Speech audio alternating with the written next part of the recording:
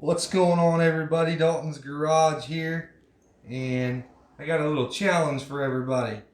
I want everybody to show me that this silver stacking stuff has made you going crazy without actually telling me. So just show me. So I'll go first. Here, got the old fishing pole, and we are ready to go catch a big old silverback. I'll tell you that. This is a genuine 1 ounce silver bar, and I got it all jigged up to catch me a bass. A little cold here in Ohio still to go use this, but I thought you all get a kick out of it. It's 100% legit.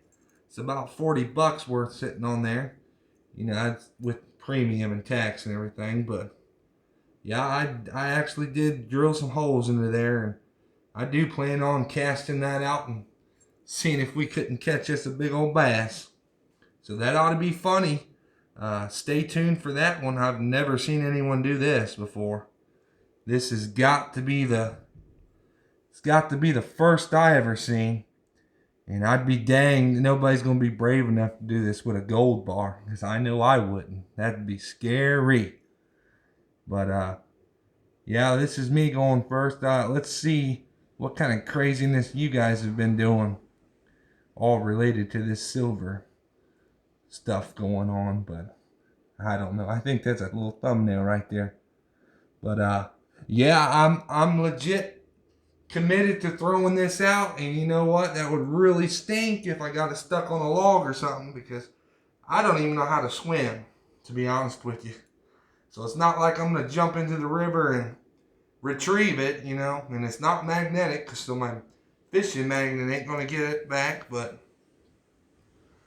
I'd be curious to see if we can catch anything with this, because I don't think I've ever seen this, and I think the only time I've ever seen something like this done was in a dream 2 years ago. Yes, I dreamed about making a rig out of a silver bar. Don't ask me why I dreamed that, but I did. But my dream came true today, so I don't know, it's pretty ironic looking.